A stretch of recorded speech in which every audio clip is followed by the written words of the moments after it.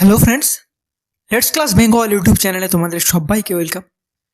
Friends, আজকে আমরা Bangla pedagogy থেকে 20টি ইম্পর্টেন্ট কোয়েশ্চেন্স নিয়ে আলোচনা করব, যেটা তোমার প্রাইমারি টেট 2023-এর জন্য যথেষ্টই ভ্যালুয়েবল হবে বলে আশা রাখছি।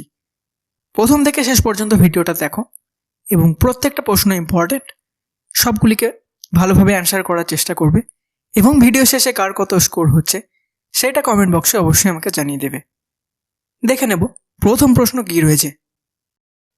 কোয়েশ্চেন নাম্বার 1, 1 নম্বর প্রশ্ন বলা আছে, ভাষা শিক্ষক হিসেবে কোনো দুটি বিষয়ে ভাষা সহজ ও পরিষ্কারভাবে বলার জন্য কোন বিষয়ের প্রতি গুরুত্ব দেবেন?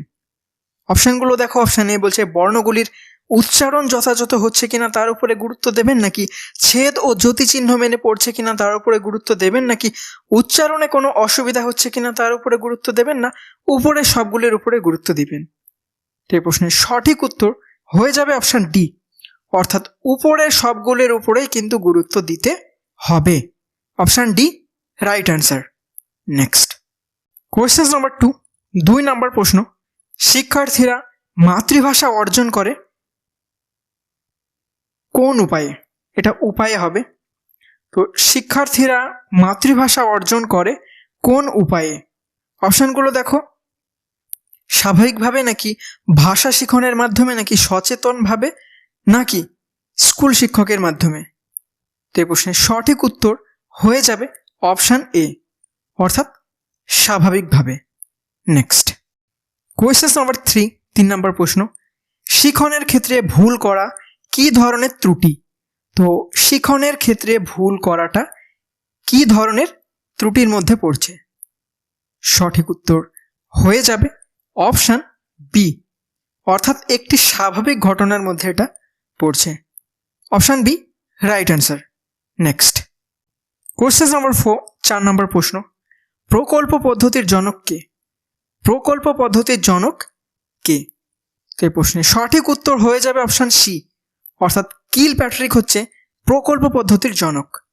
নেক্সট কোয়েশ্চেন নাম্বার 5, 5 নম্বর প্রশ্ন, একজন শিক্ষকের মনোবিজ্ঞান পড়ার দরকার কেন?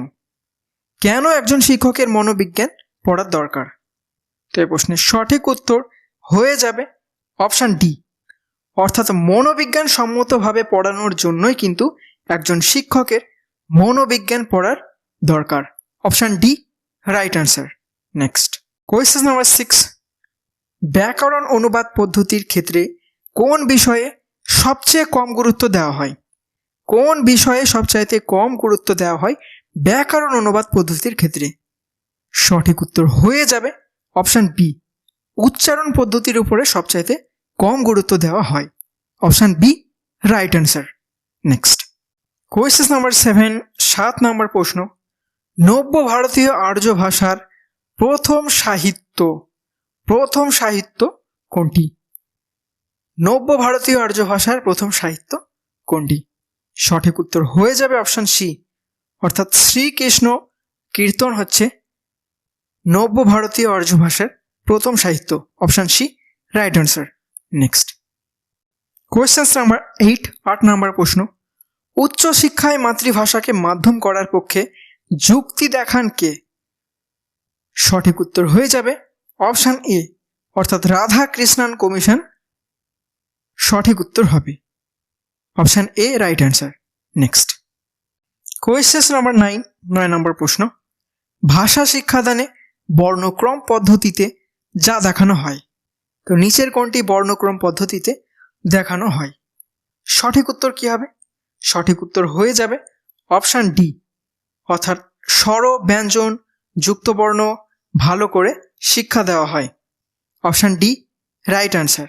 নেক্সট কোয়েশ্চেন নাম্বার 10, 10 নম্বর প্রশ্ন, যে কৌশল ব্যবহার করলে শিক্ষার্থীরা কল্পনা শক্তিকে উদ্দীপ্ত করে তোলা যায় তাদের বলা হয় কি?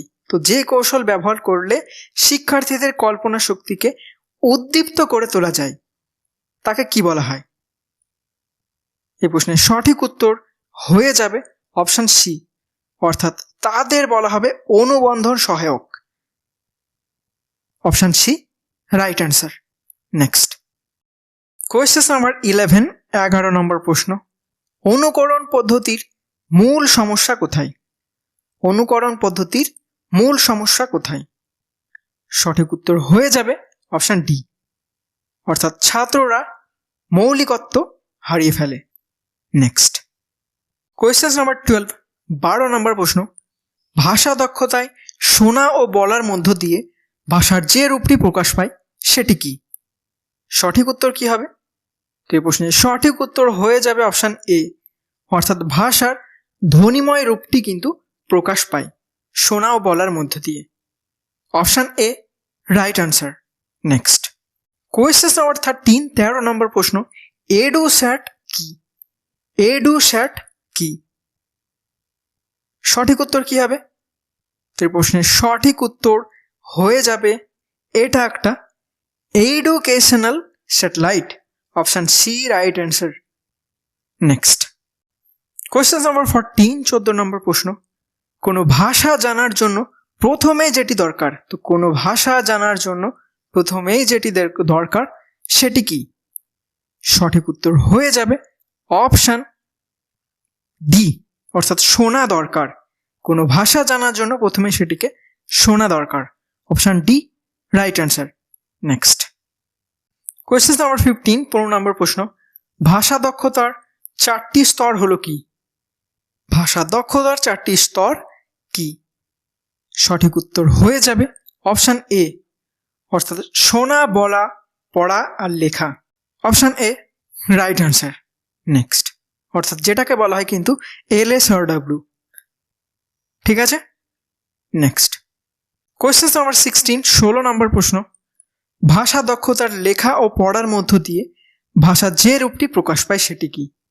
তো ভাষা দক্ষতার লেখা ও পড়ার মধ্য দিয়ে ভাষার যে রূপটি প্রকাশ পায় সেটি কি? সঠিক উত্তর কি হবে? সঠিক উত্তর হয়ে যাবে অপশন বি, অর্থাৎ ভাষার দৃষ্টি নির্ভর রূপটি কিন্তু প্রকাশ পায় এর মাধ্যম দিয়ে। Option B right answer. Next question number 17, 17 number প্রশ্ন। পাঠ্যপুস্তক নির্বাচনের মূল ভিত্তি কি হওয়া উচিত? কি হওয়া উচিত পাঠ্যপুস্তক নির্বাচনের মূল ভিত্তি? সঠিক উত্তর হয়ে যাবে অপশন সি, অর্থাৎ পুস্তকের বিষয়বস্তু ও মান কিন্তু মূল ভিত্তি হওয়া উচিত পাঠ্যপুস্তক নির্বাচনের ক্ষেত্রে। নেক্সট কোয়েশ্চেন নাম্বার 18, 18 নম্বর প্রশ্ন। শিক্ষার্থীদের শ্রবণ শক্তির সঠিক বিকাশের জন্য প্রয়োজন যেটি? শিক্ষার্থীদের শ্রবণ শক্তির সঠিক বিকাশের জন্য যেটি প্রয়োজন, সঠিক উত্তর কি হবে? সঠিক উত্তর হয়ে যাবে অপশন ডি, অর্থাৎ ওপরে সবগুলি কিন্তু দরকার শিক্ষার্থীদের শ্রবণ শক্তির সঠিক বিকাশের জন্য। Option D right answer. Next question number 19, 19 নম্বর প্রশ্ন। শ্রোতার মনোযোগের উপর শ্রবণের নিচের কোনটি নির্ভর করে? শ্রোতার মনোযোগের উপর শ্রবণের যেটি নির্ভর করে সেটি কি? সঠিক উত্তর হয়ে যাবে অপশনের বি, অর্থাৎ শ্রবণের কার্যকারিতা নির্ভর করে। অর্থাৎ দাঁড়ালো কি নাকি শ্রোতার মনোযোগের উপর শ্রবণের কার্যকারিতা নির্ভর করে। ঠিক আছে, option B right answer. Next question number 20, 20 number প্রশ্ন। এটা আজকে সেটাই শেষ প্রশ্ন। তো তার আগে তোমাদের রিমাইন্ড করে দিই যে কি কার কত স্কোর হচ্ছে এইটা নিয়ে কমেন্ট বক্সে অবশ্যই আমাকে জানিও। আর এরপরে আরও অনেক ভিডিও আসছে যেগুলো তোমাদের অনেকই হেল্পফুল হবে, তো তার জন্য চ্যানেলটাকে অবশ্যই এখনই সাবস্ক্রাইব করে নিও। এটা তোমাদের হোম টাস্ক আমি দিয়ে দিলাম, এটা বলছি না হোম টাস্ক এটা কি হবে উত্তর সেটা কমেন্ট বক্সে লিখে আমাকে জানিয়ে দিও। ঠিক আছে, কোয়েশ্চেনগুলো বলে দিই যে কি বলেছে যে পিছিয়ে পড়া শিক্ষার্থীদের বিষয়ে শিক্ষক কি চিন্তা করবেন, অর্থাৎ যারা যে সমস্ত শিক্ষার্থীরা পিছিয়ে পড়েছে তাদের ক্ষেত্রে একজন শিক্ষক হিসেবে আপনি কি চিন্তা করবেন? অভিভাবককে খবর দিয়ে দেবেন, নাকি সংশ্লিষ্ট শিক্ষার্থীকে শাস্তি দেবেন, নাকি স্কুল কর্তৃপক্ষকে জানাবেন, নাকি পিছিয়ে পড়ার কারণ খুঁজে তার ব্যবস্থা নেবেন? তো কি হবে, একদম ইজি কোয়েশ্চেন্স আছে, এটা অবশ্যই আমাকে কমেন্ট বক্সে জানিয়ে দিও। লেটস ক্লাস বেঙ্গলকে সাবস্ক্রাইব করে নাও, কারণ এরপরে আরও অনেক ইনফরমেটিভ ভিডিও আসে যেগুলো তোমার প্রাইমারি টেট 2023কে সফলভাবে ক্র্যাক করার জন্য যথেষ্টই হেল্পফুল করবে। Thanks for watching this video. দেখা হচ্ছে আবার পরের ভিডিওতে।